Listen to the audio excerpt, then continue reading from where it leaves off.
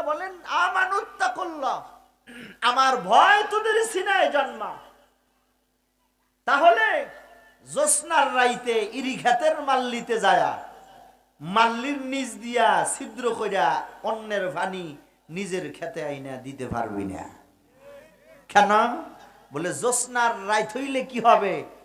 কেউ দেখে না, খেতালায় দেখে না, ফসলওয়ালায় দেখে না, ফসলওয়ালার একজন মালিক আছে না নাই? দেখে কি দেখে না? দেখে।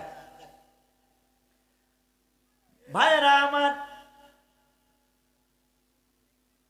আলু বিক্রি করতে বাজারে গেছে, বস্তার নিচেও ভালো আলু, উপরেও ভালো আলু, মাঝখানে পচা আলু দিছে। কারণ জানে বাজারের ব্যাপারী যখন আমার কাছ থেকে আলুর বস্তা নিয়ে যাবে, তখন উপরে দেইখা ভালো আলু মনে করে নেবে, তার বস্তায় যখন ঢালবে পচাটা যেন বের না হয়, ভালোটাই যেন বের হয়। এমন জাহেল আল্লাহর জমিনে আছে না নাই? বস্তার উপরেও ভালো আলু, নিচেও ভালো আলু, মাঝখানেও পচা আলু দিয়া ব্যাপারীরে ধোকা দিছে। কিন্তু আমার আল্লাহ দেখে কি দেখে না?